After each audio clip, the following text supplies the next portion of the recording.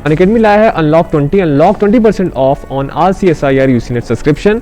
ये ऑफर केवल 19 फरवरी 2022 तक है। जैसे कि अगर आप 24 मंथ के लिए सब्सक्रिप्शन लेते हैं, जो प्लस का रेगुलर प्राइस है वो 20,000 है। अगर ये आप अनलॉक 20 वाला कोड यूज़ करते हैं तो वो हो जाता है आपका 16,000 का, और आप 4,000 इस पर सेव करते हैं। वही आइकॉनिक का जैसे 45,000 आपका पड़ता है 24 मंथ के लिए, तो आप ये अगर ऑफर प्राइस जो आपको दिया जा रहा है वो 36,000 पे दिया जा रहा है और आप इस पर 9,000 रुपये सेव करते हैं। ऐसे ही 12 मंथ पे आप 2,900 रुपये सेव करते हैं प्लस के लिए, और आइकॉनिक पे आप 5,200 सेव करते हैं। 6 मंथ पे आप जो है 2,320 सेव कर लेते हैं, और आइकॉनिक पे आप 3,600 सेव करते हैं। और 3 मंथ्स पे भी ये प्लस के लिए अप्लाई होता है, जहाँ पे आप 1,250 रुपये तक सेव कर सकते हैं। तो ऑफर केवल आज तक है। ये आप जो CSIR UCNet सब्सक्रिप्शन के लिए जाते हैं गेट सब्सक्रिप्शन पे, वहाँ पे क्लिक करेंगे, आपसे वहाँ पे मांगता है रेफरल कोड, यूज़ कीजिए ये कोड botany10 और आपको 20% का डिस्काउंट मिलेगा। जो रेगुलर प्राइस रहता है प्लस या आइकॉनिक का, उस पे उसका 20%, तो आप जो है इस पे बहुत पैसा बचा सकते हैं।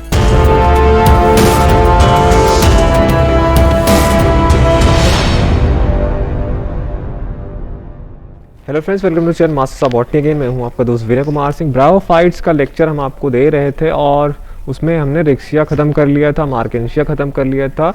दोनों के दोनों ये लिवर वर्ड थे। और थर्ड एक और इम्पॉर्टेंट था इसमें, क्योंकि जितना ज़्यादा से ज़्यादा आप मेंबर पढ़े रहेंगे उतना ज़्यादा चीज़ें आपको याद रहेंगी। तो प्लेजियो कैज़मा भी था इसमें, वो हमने ख़त्म करा दिया था। उसके बाद लिवर वर्ड में ही ये जो ऊपर के तीनों आपने पढ़े थे, ये मार्केंशियल्स ऑर्डर के थे, मोर और लेस उनमें सेम कैरेक्टर थे। लेकिन अब जुंगर मेनियस के मेंबर मैंने पढ़ाना स्टार्ट किया था, उसमें हमने पेलिया भी ख़त्म कर दिया था, जो कि एक गैमेटोफिटिक प्लांट तो मान लो है ये एक्चुअली थैलॉइड होते हैं। रिक्शिया, मार्केंशिया, प्लेजियोकाज़मा एंड पेलिया, ये चारों के चारों मेंबर्स थैलॉइड थे। ठीक है, मतलब लीफ और राइजोइड, इनमें इनका थैलस जो है डिफरेंशिएटेड नहीं होता था। अब हम पढ़ेंगे यहाँ पे 5वां मेंबर पोरेला पे आते हैं। पोरेला सभी ब्रायोफाइट जो भी हमने पढ़े अभी तक उनके जैसे ये मॉइस्ट कंडीशन में ग्रो करते हैं। कुछ इनके स्पीसीज एक्वेटिक होते हैं, और जब ये एक्वेटिक होते हैं तब ये स्टेराइल होते हैं, मतलब रिप्रोडक्शन, सेक्सुअल रिप्रोडक्शन इनमें नहीं होता है जब ये एक्वेटिक होते हैं। गेमेटोफाइट की बात करें तो गेमेटोफाइट डॉर्सोवेंट्रली फ्लैटेंड होता है, दैट मीन्स डॉर्सल और वेंट्रल सरफेस में पाया जाता है, और प्रोस्टेट ये ग्रो करता है। थैलस इनका फोलियोज होता है, थाइलॉइड नहीं होता, जैसे कि रिक्शिया, मार्केंशिया, प्लेजियोकाज़मा और पेलिया में आपने देखा। और ख़ास बात ये है कि इनका जो फोलियोज वो है वो गेमेटोफाइट वो बाई या ट्राइपिनेटली कंपाउंड होता है, और यहाँ पे 3 रोज होते हैं लीव्स के। ठीक, मतलब 3 लाइन में जैसे स्टेम लाइक स्ट्रक्चर होता है, और 3 रोज में वहाँ पे आपको लीव देखने को मिलेगा। 2 जो होता है, क्योंकि अब इनका जो वो है बॉडी है, ये डॉर्सोवेंट्रली फ्लैटेंड होते हैं, तो 2 आपको डॉर्सल लीफ देखने को मिलेगा, डॉर्सल लैटरल। ठीक है, मतलब ऊपर के पोजीशन पे, अपर साइड पे दोनों लैटरल पोजीशन पे लगे हुए होते हैं। ये 2 लीव्स होते हैं, और एक जो होता है वो नीचे होता है, और ये जो लीव्स होते हैं इनमें मिडरिप नहीं पाया जाता। ठीक है, ये पिक्चर यहाँ पे ये पोरेला का है, जो विकिपीडिया से मैंने लिया है। अब डॉर्सल लीव्स के बारे में बात कर लेते हैं। तो जो डॉर्सल लीव्स होते हैं ये बाइलोब्ड होते हैं।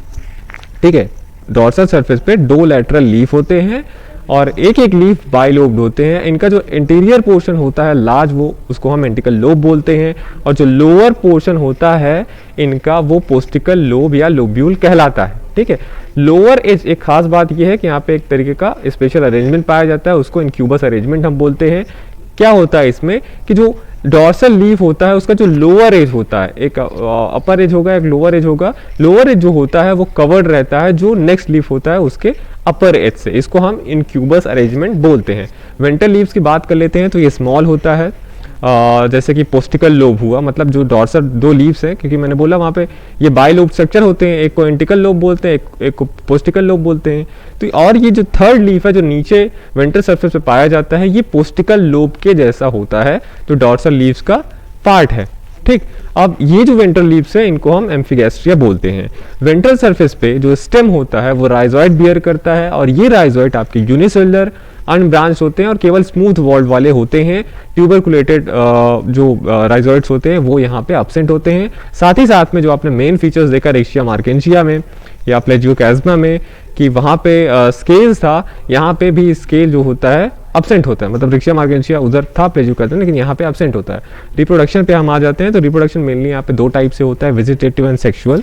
वेजिटेटिव रिप्रोडक्शन पे क्या होता है, जब थैलस आपका ओल्ड होता जाता है तो वो डेथ हो जाता है और यंगर पार्ट जो होते हैं अलग हो जाते हैं मेन प्लांट से, तो वो एक नया प्लांट बना लेते हैं। और सेकेंड चीज़ है या तो गेमी से होगा, जो कि जो लीव्स होता है उनके लोअर सरफेस पे डेवलप करते हैं, और ये इनका भी जब डिस्पर्शन होता है तो ये भी ग्रो करके नया प्लांट बनाते हैं। सेक्सुअल रिप्रोडक्शन पे आते हैं, तो जो प्लांट होते हैं वो डाइसियस होते हैं, मतलब जो आपका पुरेला है ये इसका मेल प्लांट अलग होता है, फीमेल प्लांट अलग होता है। मेल प्लांट पे आपके एंथ्रिडिया डेवलप करते हैं और फीमेल प्लांट पे आपका आर्चिगोनिया डेवलप करेगा। एंथ्रिडिया की अगर हम बात कर लें तो ये कहाँ पे बनते हैं, क्योंकि लोकेशन भी जानना जरूरी है, तभी आप अगर किसी प्लांट को कलेक्ट करते हैं तब उसका अगर आपको स्टडी करना हो तो लोकेशन भी इंपॉर्टेंट रखता है, कहाँ पे वो बनते हैं तभी आप उसको देख पाएंगे।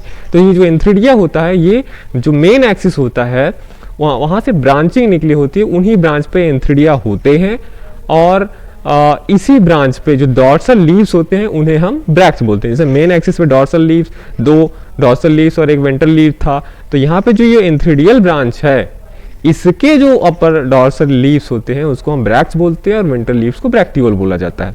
अब ये जो एंथ्रिडिया डेवलप होता है ये इन्हीं लीव्स के एक्सिल में डेवलप होते हैं। अगर मैच्योर एंथ्रिडियम की बात कर लें तो उसके पास एक लंबा सा स्टॉक होता है, 2-3 लेयर्ड जैकेट होता है, और अगर अंदर की बात करें इसके तो एंड्रोसाइट्स होते हैं, यही एंड्रोसाइट्स आगे चल के एंथ्रोजॉइड बनाते हैं। ठीक, आर्चिगोनिया की बात करें जो कि फीमेल रिप्रोडक्टिव ऑर्गन है, ये भी जो होता है मेन एक्सिस से जो लेटरल ब्रांच निकले होते हैं उन पे ये डेवलप करते हैं। इनके ब्रांच पे कुछ ही लीव्स पाए जाते हैं। लोअर लीव जो होता है वो क्या करता है, इन्वोल्यूकर बनाता है, और जो अपर मोस्ट लीफ होगा दो, मतलब सबसे आगे वाला जो दो लीफ होगा, ठीक, वो पेरियंथ बनाता है। तो कुछ ही लीफ होते हैं 4-5, जो लोअर लीफ होंगे वो इन्वोल्यूकर बनाएंगे, और जो अपर मोस्ट दो लीव्स होंगे वो पेरियंथ बनाते हैं, जो 10-15 आर्चिगोनिया को इनक्लोज करके रखते हैं। तो आप ये कह लीजिए ये जो है नीचे इन्वोल्यूकर, ऊपर जो है पेरियंथ, ये इनक्लोज करके रखते हैं अ ग्रुप ऑफ आर्चिगोनिया।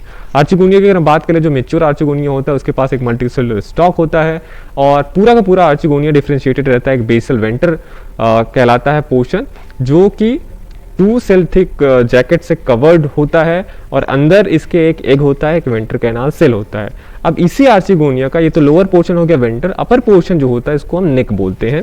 जैसे कॉमन आप फीमेल रिप्रोडक्टिव ऑर्गन देखते आए हैं, सब में वेंटर और नेक होते हैं, पर सेल्स और उसका क्या है, कोई सॉलिन होता है, कोई किसी का डायमीटर वेंटर और नेक का बराबर होता है, बस यही डिफरेंसेस हैं।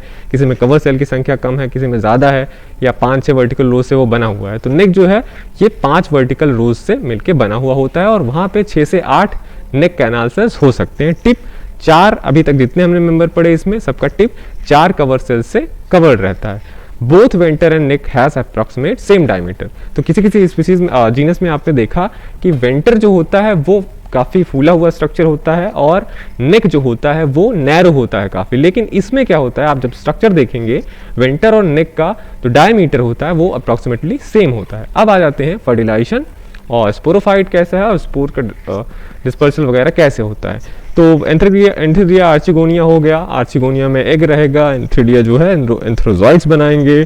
फिर वाटर जो है इसेंशियल होते हैं इनके फर्टिलाइजेशन के लिए, इसलिए मॉइस्ट कंडीशन में ग्रो करते हैं। तो रिलीज होंगे जो एंथ्रोजॉइड्स हैं वो पहुंचेंगे आर्चिगोनिया तक, और नेक कैनाल सेल्स के डिसइंटीग्रेशन से वो पहुंच जाएंगे एग तक। फर्टिलाइजेशन होगा, जाइगोट बनेगा जिसको हम mother cell of sporophytic generation बोलते हैं। फिर धीरे धीरे इनमें डिवीजन होना स्टार्ट होता है। साथ ही साथ मैं आपको ये भी बता दूं कि ये जो वेंटर था इसके अंदर ना एग होता है, वेंटर का वॉल जो होता है, जब इधर ये फर्टिलाइजेशन और उसका डिवीजन जाइगोट का होना स्टार्ट होता है तो साथ साथ में वेंटर का वॉल भी डिवाइड करता है, और ये एक स्पोरोफाइट का कवर बनाता है जिसको हम कैलिप्ट्रा बोलते हैं। ठीक, अब फिर से डिवीजन पे आ जाते हैं। जाइगोट डिवीजन कर रहा है, करते करते 20-30 सेल का स्ट्रक्चर बनाएगा। तो जो आउटर पोर्शन है वो एम्पीथीशियम बनाता है। ध्यान दीजिएगा, जब भी जाइगोट डिवीजन करके 20 से 40 सेल्स बनाता है ब्रायोफाइट्स में, तो वो अपने आप को आउटर एम्पीथीशियम और इनर एंडोथीशियम में डिफरेंशिएट कर लेता है। अब इसका नाम ऐसा इसलिए रखा गया है क्योंकि एम्पीथीशियम कुछ और स्ट्रक्चर बनाता है, एंडोथीशियम कुछ और स्ट्रक्चर बनाता है, और क्योंकि हमें पता है कि वो अलग अलग स्ट्रक्चर बनाता है इसलिए हम उनका नाम रख देते हैं। मान लीजिए अगर ऐसा होता दोनों कुछ एक ही टाइप के स्ट्रक्चर बना रहे हैं तो डिफरेंशिएशन करने की जरूरत ही नहीं थी, लेकिन जब हमें पता है कुछ सेल्स जो हैं वो अलग टाइप के स्ट्रक्चर बना रहे हैं तो इसलिए उसका नाम अलग रखा गया। एम्पीथीशियम अलग चीजें बनाता है, एंडोथीशियम अलग। अब ये एम्पीथीशियम करता क्या है, ये जो है क्योंकि ये जाइगोट से बन रहा है, जाइगोट के डिवीजन से बना है ये एम्पिथीशियम, जो आउटर होता है, एंडोथीशियम अंदर वाला। अब ये एम्पिथीशियम क्या करेगा, जब आउटर है तो ये 3 या 4-5 लेयर का जैकेट बनाता है, और जो एंडोथीशियम होता है ये डिवाइड करके स्पोर मदर सेल और इलेटर मदर सेल बनाता है। अभी तक ये आपको सीक्वेंस पता चल गया होगा जितने मेंबर आपने पढ़े। अब ये जो होता है, जो स्पोर मदर सेल्स हैं, इनमें लास्ट के जनरेशन में इनमें मियोसिस होता है और वो हैप्लॉइड स्पोर बनाते हैं, क्योंकि जाइगोट से बन रहा है तो जाइगोट में मियोसिस होना जरूरी है, तभी आपका हैप्लॉइड स्पोर बनेगा, ताकि ये आगे चल के जनरेट करके फिर से जो है आपका थैलस ये बना सके। अब इलेटर मदर सेल्स की बात कर लेते हैं। इनमें मियोसिस नहीं होता है, ये डायरेक्टली ग्रो करके डिप्लॉयड इलेटर्स बनाते हैं। अब ये जब कंडीशन आ गई कि उसमें स्पोर्स भी हैं, इलेटर्स भी हैं, जाइगोट कई बार डिवीजन करके एम्पिथीशियम एंडोथीशियम बनाया, एम्पिथीशियम जैकेट बना दिया, एंडोथीशियम आपका इलेटर्स और स्पोर्स बना दिया। अब ये जो कॉम्पैक्ट स्ट्रक्चर पूरा का पूरा बना, ये सारी कहानी हो रही है कैप्सूल के अंदर। कैप्सूल के बाहर जो होता है आप देखेंगे सीटा भी होगा, फिर उसका फूट भी होता है, और ये फूट जो है इसको गैमेटोफाइट से जोड़े रखता है। ठीक, तो कैप्सूल ऊपर, बीच में कनेक्टिंग सीटा और फिर लास्ट में फूट। ये पूरा का पूरा जो स्ट्रक्चर है इसको हम स्पोरोफाइट बोलते हैं। ठीक, अब फिर जो कैप्सूल होगा वो 4 वॉल में स्प्लिट हो जाता है, स्पोर जो होते हैं रिलीज करते हैं। अब ये जो इलेटर्स हैं ये हाइग्रोस्कोपिक नेचर के होते हैं। मान लीजिए आपका ये जो कैप्सूल है ये 4 वॉल में डिवाइड हुआ, उसके बाद जब तक ये इलेटर जो है मॉइस्चर नहीं एब्जॉर्ब करते और हाइग्रोस्कोपिक नेचर के होते हैं, इसीलिए वो एक तरीके का जैसे थोड़ा सा आप कह लीजिए शूट करते हैं ये स्पोर्स, और ये स्पोर्स रिलीज हो जाते हैं, और फिर वो जब ज़मीन पे गिरते हैं तो नया प्लांट बनाते हैं। फिर जब नया प्लांट हो गया तब आप ये सारी कहानी तो देख ही रहे हैं, जो पढ़े आप इसका थैलस कैसा फिर वही बनाएगा, फिर ये रिप्रोडक्शन वाला पार्ट होगा। तो ये यहाँ पे इसका जो जनरल फीचर्स हैं, और ये रिप्रोडक्शन कंप्लीट होता है। कुछ फीचर्स हैं जो आप यहाँ पे यूनिक देखेंगे, या तो कुछ इनके जो मेंबर्स हैं जुंगरमानिए के ऑर्डर के, इनमें भी एक कॉमन है कि जब इनका जो स्पोर का जर्मिनेशन होता है ये ज़मीन पे गिर के ही नहीं होता है। जब स्पोर जो होता है कैप्सूल के अंदर रहते हैं तभी उनका जर्मिनेशन उनमें स्टार्ट हो जाता है। और कैप्सूल, जो कैप्सूल की बात कर रहे हैं हम, ये कैप्सूल फूट सीटा जो स्पोरोफाइट के मेन 3 स्ट्रक्चर्स हैं। कैप्सूल के पास 3 प्रोटेक्टिव कवरिंग होती है। एक तो उसका खुद का कैलिप्ट्रा मैंने बोला, फिर पेरियंथ होता है। पेरेंथ मैंने बताया था, जो आर्चिगोनिया का फीमेल ब्रांच पे जो 2 अपर मोस्ट लीव रहेंगे वो पेरियंथ बनाते हैं, और फिर इन्वोल्यूकर होगा जो उसी ब्रांच के लोअर लीव बनाते हैं। तो कैप्सूल के पास ये 3 प्रोटेक्टिव कवरिंग होती हैं। अब एक चीज़ और आप याद रखिएगा कि पोरेला जो आप पढ़ रहे हैं, जिसका लाइफ साइकिल पोरेला हम आपको पढ़ा रहे हैं, पोरेला हो गया, और फुलानिया भी आप आगे पढ़ेंगे। इससे पहले हमने पेलिया पढ़ा था, पेलिया थैलॉइड था, पर पोरेला और फुलानिया दोनों के दोनों लीफी हैं। तो पोरेला और फुलानिया ये दोनों एक्रोगाइनस मेंबर हैं जुंगरमेनिएज ऑर्डर के। दैट मीन्स इनका जो आर्चिगोनिया एराइज होता है ये स्टेम के अपेक्स से होता है, और स्टेम का अपेक्स क्या ग्रोइंग पॉइंट होता है, वहाँ पे एपिकल सेल होता है जिसकी वजह से प्लांट ग्रो करता हुआ चला जाता है। जब अपेक्स जो होता है इन्वॉल्व हो जाएगा आर्चिगोनिया के डेवलपमेंट में तो उसका ग्रोइंग पॉइंट खत्म हो जाएगा। तो ऐसे में क्या होगा, उसका जो ग्रोथ है वो डिटर्मिनेट हो जाएगा। तो ऐसे मेंबर्स जहाँ पे जो एपिकल सेल होता है स्टेम का वो इन्वॉल्व हो जाए आर्चिगोनिया के डेवलपमेंट में, उनको हम एक एक्रोगाइनस मेंबर या एक्रोगाइनस स्पीशीज बोलते हैं। तो अगर आपसे पूछा जाए एक्रोगाइनस कौन कौन से हैं, या कभी एमसीक्यू में आ जाए, तो आप पोरेला और फुलानिया का नाम बता दीजिएगा।